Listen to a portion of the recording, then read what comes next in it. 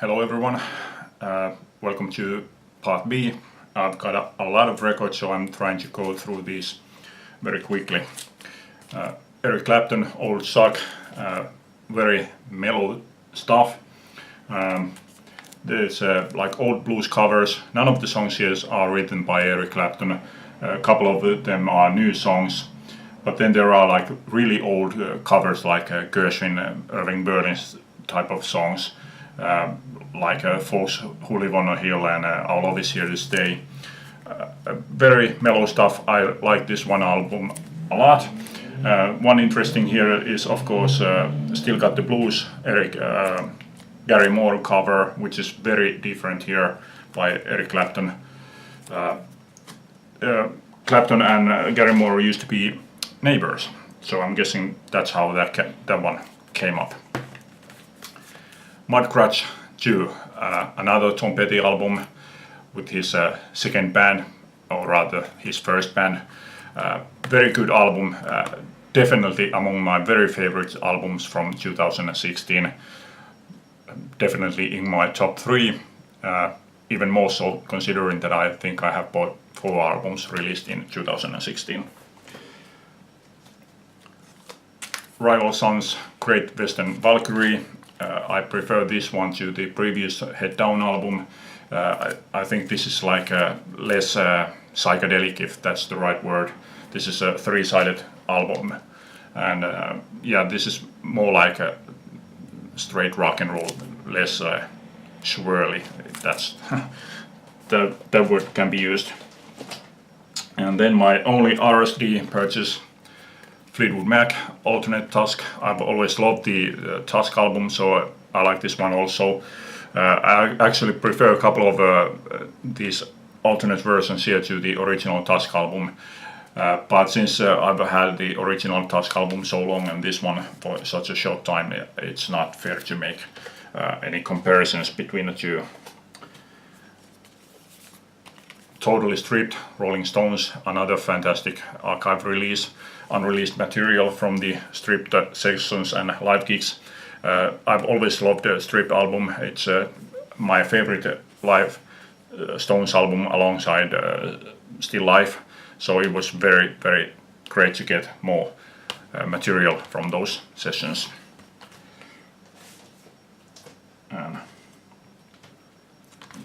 Santana 4. I've always loved those original 3 Santana albums. So I was very curious to see since the hold on, 1, 2, 3, 4, 5 of those original members, could they recapture that same fire that they had on those first 3 albums? And the answer is no, they can't. It's a good album, even better than what I expected. But no, there is not the same fire that they used to have. But after 43 years apart, well, who can blame them? Good songs, but yeah, does not match the heights of the original 3 albums.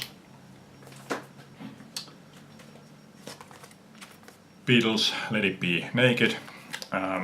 Album that I had been searching for a long time, but it was always too expensive, and then eBay came to rescue. I found this from England and I got this for 30 euros including postage.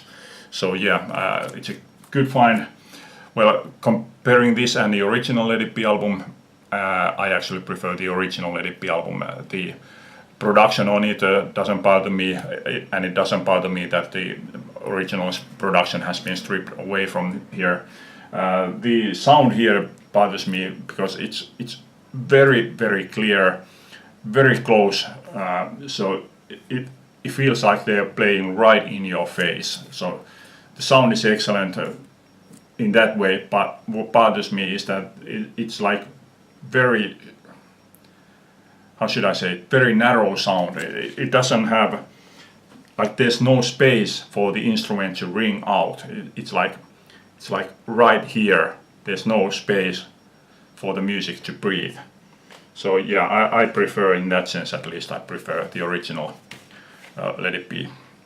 DAD, Help Yourself Fish, the album from 1995. I heard this back then and I didn't like this one. It was just too much of a departure from the Risking It All album, which was the previous album to this one, and that is my favorite album, and this is my least favorite D80 album, at least well, at least second least favorite album, because I didn't like the Soft Dogs album, but I don't have that one, so I can't compare these two now. But yeah, back then it was just too much of a departure. I felt like they were trying to move into heavy metal. Well, listening to it now, no, it's not heavy metal, but those songs that are like, let's say, closest to heavy metal are the ones that I like the least here. I was surprised that this one was issued on vinyl. Why not some of their better albums that has never been issued on vinyl? But I guess it's just a question of chronology. Risking It All was released on vinyl, and this one was the first not to be issued on vinyl, so now they decided to issue this one on vinyl. But yeah, because I don't have Soft Dogs, this is my least favorite D80 album. But then the next one, D80 album, not Risking It All, Disneyland After Dark. Very good album, and I was very, very surprised to find this after 5 years. 5 years after its release. Yeah, I really didn't expect to find this one, and yeah, it still keeps on getting better. I've listened to it several times now, and I've had this one on the CD for a few years. So yeah, I like this one a lot.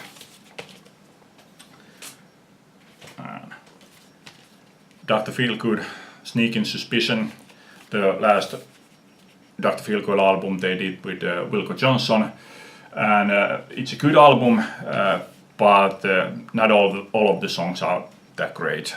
It's like a few of the songs are like they are okay, not bad, but not great either. So yeah, a good album, but actually my favorite Dr. Feelgood album is the next album, the first one they did without Wilco Johnson, Be Seeing You. But yeah, a nice addition anyway. And then I've known Neil Young and Crosby, Stills, Nash & Young since the 80s. But it took me a lot of time before I gave any of the others, Crosby, Stills and Nash, a chance as solo artists, until finally I decided to give Stephen Stills a chance, because I liked his song 4+20 on the Deja Vu album. So I've had this one on CD for a long time, but now I finally found this one on vinyl in good condition. Stephen Stills, Manassas double album, excellent album. Stephen Stills was absolutely in wonderful form on these first few years, 72. Yeah, these his solo albums are absolutely fantastic. As good, if not even better than Neil Young stuff. But this is actually the last album. From what I've read, the following album, the second Manassas album, the band already broke up during the recording of it, because well, the excessive cocaine intake of the band. So I've never really ventured further than this one with Stephen Stills, but yeah, he was absolutely in fantastic form on those early years. Next one has a connection to heavy metal, although musically this has got nothing whatsoever to do with heavy metal. Robert Plant and Alison Krauss, Racing Sand, an album that I heard a lot of praise for this one. This is a bit odd mixture. It's got sort of a 50s feel to it, sort of a country feel to it, but isn't really either one of those. So I don't know how to describe this music, other than that I really like this. It's a really good album, but it's definitely an acquired taste. Then MC5, High Time, the third and last album, and I already had the first two albums for years until I finally even heard about the existence of this album. I was always relying my information solely on music magazines, And for some reason, this album never got mentioned. So yeah, like I said, I had the first two albums for years until I finally even heard about this album. And now it took me even longer to get this album. Very good album. As a sound-wise, this is absolutely their best album. But I'm not so sure yet if this is, song-wise, if this is better than Back in the USA. But yeah, great addition to my MC5 collection. Collection meaning the 3 albums. And then Johnny Cash at Folsom Prison, double album. Musically, I have to say that I don't think that this is such a great album. All of the songs aren't that great. All of the performances aren't that great. But this is a very good document of the event. Like there's an announcer telling the audience that don't respond when Johnny walks on stage, only respond after he has said, "Hello, I'm Johnny Cash," and at the end there's advice to the prisoners and as to how they should leave the auditorium or kitchen wherever this concert was held. There's Johnny talking to the audience and laughing mid-song. So yeah, it's a great document of the event, but musically not that great. Good album, but not a great one. And then one that I've had years and years on CD, Story of the Clash Volume 1, but my CD was missing the booklet, and that always bothered me. But now then, this one includes the booklet, or rather the story here, but it's so small that I have to use magnifying glass to read it. Yeah, even the glasses isn't enough for me to read that. And there's nothing that important. It's the, I don't know, road manager or roadie telling some stories from the road with the Clash. Nothing essential there. So don't really know if this was very necessary for me to get this on vinyl, since I have this on CD. One thing I have to say, it's a great compilation, and I really love these pictures here. And then finally 2 CDs. Ladies and gentlemen, Bangles. They're very early material, and including unreleased material, demos and live recordings. Also includes 2 radio commercials, which are totally useless. But other than that, it's absolutely great to get unreleased material and rare material from the Bangles. So yeah, very great, glad to get this, and even happier to get this version because Bangles themselves have released this 2 years ago, and now this one is an extended version of this one on Omnivore Records. So yeah, very glad to get this one. But out of these, all of these, the best find was this one. Delaney, Bonnie and Friends to Bonnie from Delaney. And the reason is that I've been looking for this one for over 6 years. I can see from here that the previous Delaney and Bonnie album that I bought was 6 years ago, and by that time I was already looking for this one. So this was very, very difficult to find. I mean, this was the first chance to buy this one, so naturally I took it. Very good album with the exception of Miss Anne, which is a Little Richard cover. Not a great cover and not a great song. Rest of the songs here I do like, and they have this really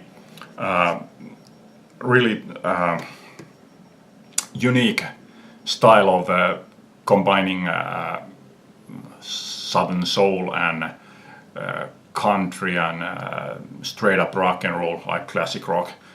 So yeah, I absolutely love this album, but even a better one than this one is their previous album, Accept No Substitute, which definitely would go among my all-time favorite albums. So not quite as good, but a good album nonetheless, and after such a long hunt, I'm really, really pleased to have this one in my collection.